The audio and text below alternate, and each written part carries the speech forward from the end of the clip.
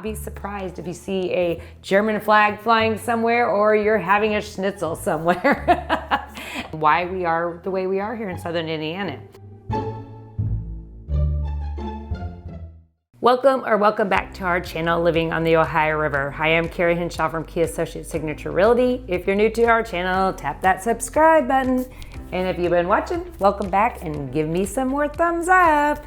I always appreciate that. And if you are relocating, remember I am a realtor here and I'd love to help you relocate as much as I love to do these videos. That is my main job. And we do have a great relocation guide. So click in the description, the link, and it will definitely help you if you're not from the area and you need more information. So today, I'm gonna do something kind of different than normal. This area in Southern Indiana is very much a German Catholic heritage. And so I'm gonna go over what's it like living in Southern Indiana, being a German Catholic, or maybe not being a German Catholic. We're gonna look at both ways, honestly.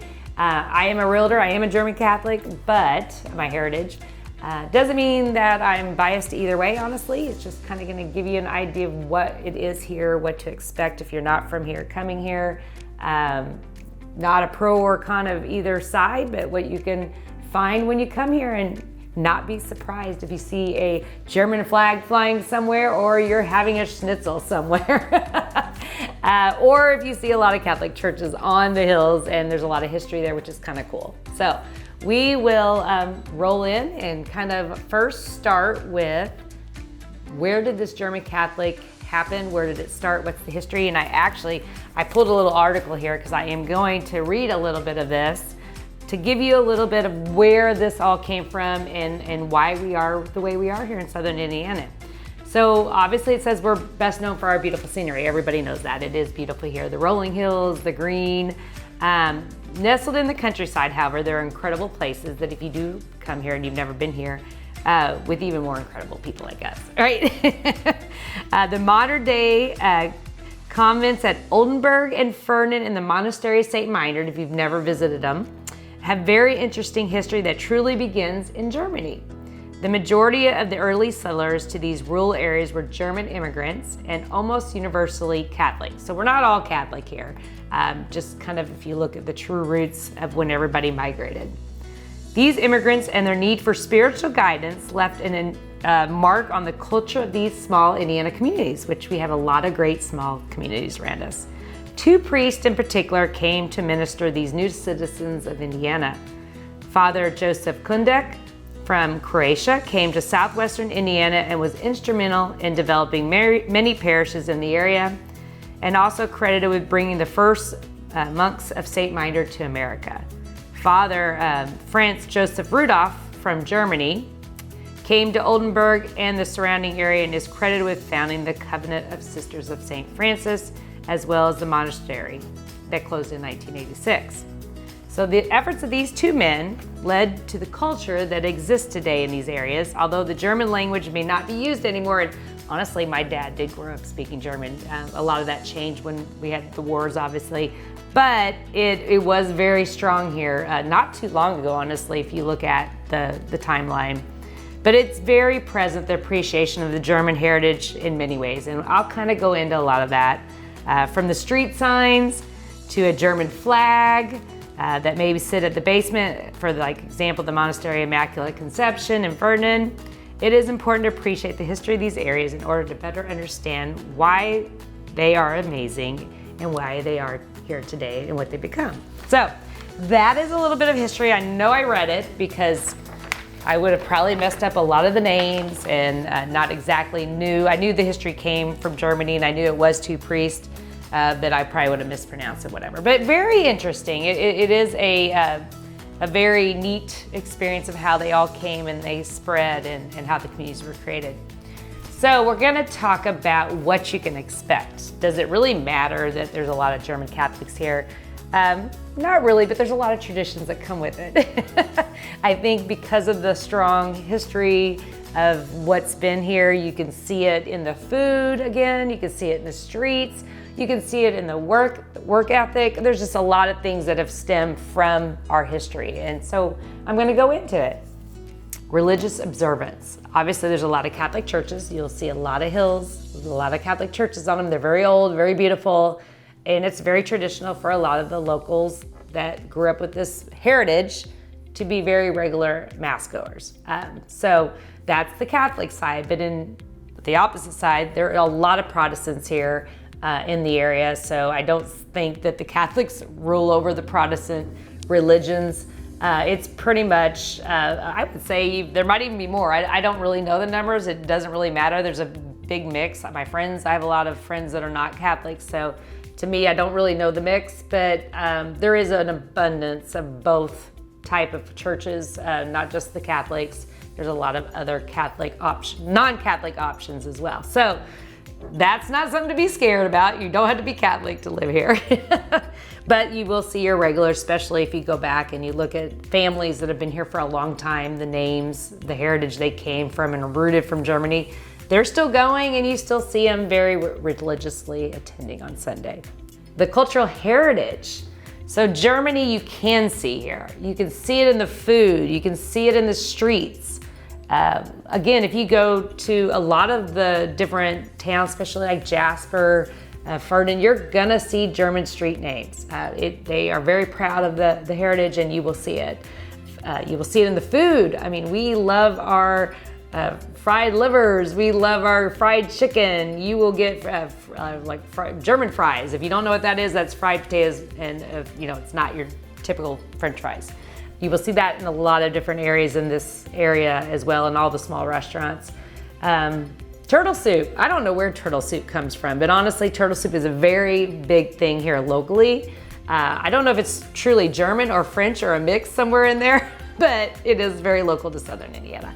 But there's a lot of things like that you will definitely find here that is fried bologna. I mean, all kinds of things I could go into that will remind you of where we came from and what we're all about. Another thing is Germany loves their festivals, right? Well, you can count on that every town here, it doesn't matter how big it is, they're gonna have a festival in the fall.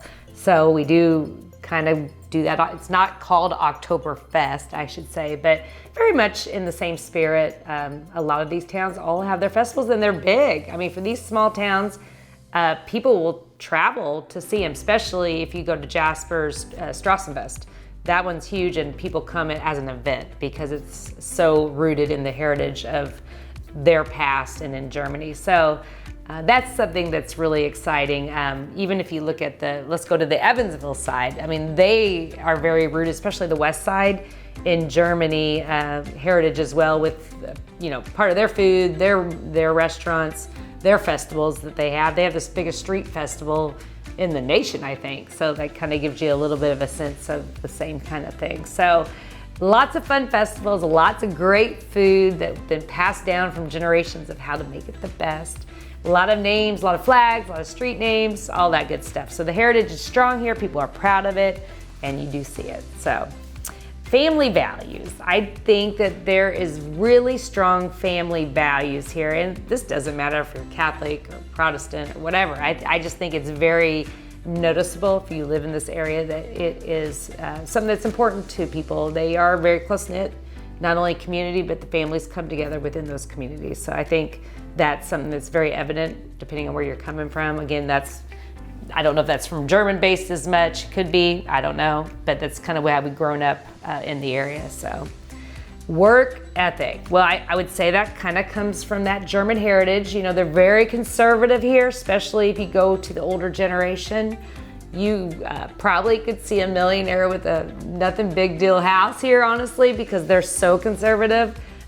Something that I would be very proud of, and I think that the area is like that. So, the $1 Million Next Door book, this is where you'll find it here in Southern Indiana, because people work hard. They're very much entrepreneurs in the area, a lot of it because of it, I think. And again, they're conservative. So I think the mix of all of that just creates a great environment for our businesses, small businesses in the area, the communities, and just a lot of respect for what it takes to really make a success.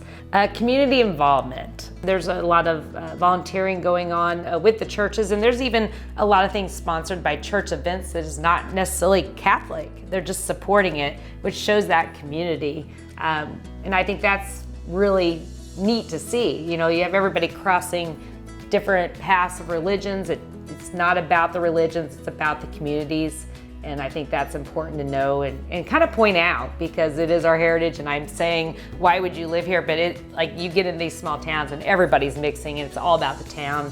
It's not about where you practice your faith. So I think that's kind of neat to see. And one thing that comes to mind is the Moriah Hill. It's really kind of been supported, if you look at it as in the past, very much by the Catholic Church, but it is a very big support to Moriah Hill and what it's all about. And you see everybody in that whole town supporting that event. So that's kind of neat. I think you see it everywhere. That's just what comes to my mind as something as a town as well as a church helping with it. So it's kind of cool.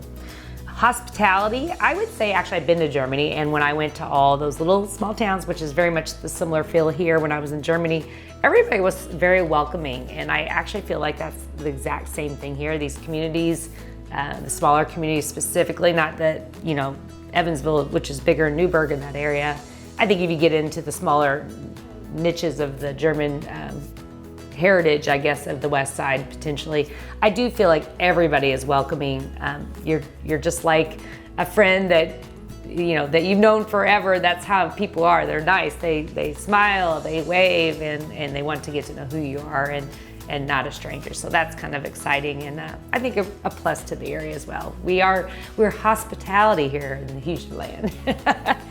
One thing in the area that you will see is that we do have Catholic hospitals, and you know, they're supported by that realm.